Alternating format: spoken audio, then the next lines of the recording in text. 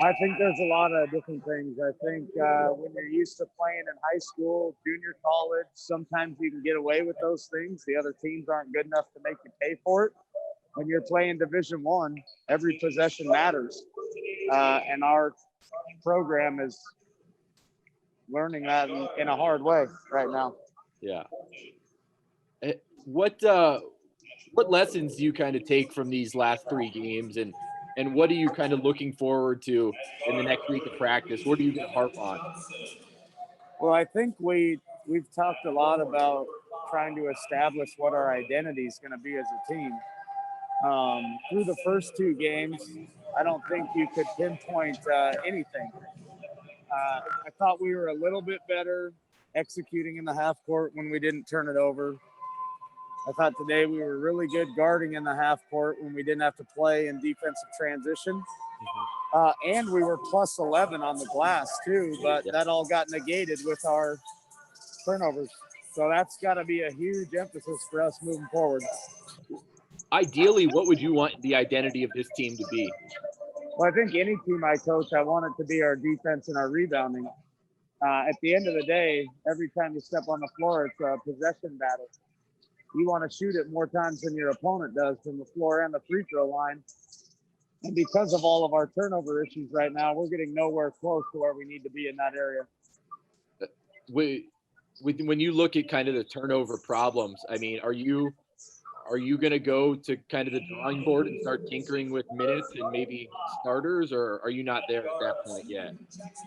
I don't know if I'm quite to that point yet, but we definitely have to figure it out and get on the same page.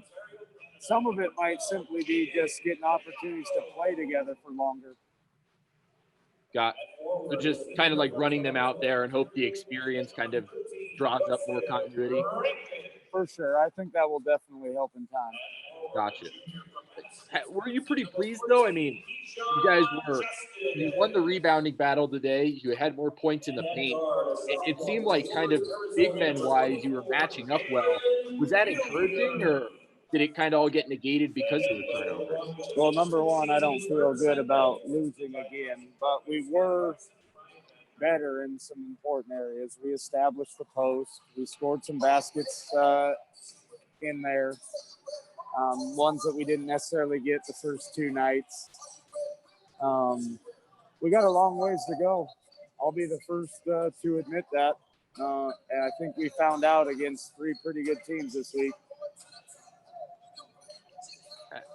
I mean, for you've had to go through these games, and they haven't been easy. When the same problems keep persisting, I don't know, as a coach, what do you try and do to tweak those in the moment, or is it one of those things where it's just frustrating as you watch it?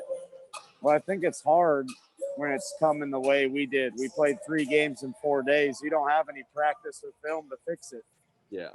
Right? Like we need to get back in the gym for a full week together, and our coaching staff needs to find ways to help our players improve in that area. Coach, I know you don't believe in moral victories, but we talk about all these negatives. Anything positive you saw over these last couple of days in your team? Well, I mean, the first 36 minutes of the game, we gave ourselves a chance to win.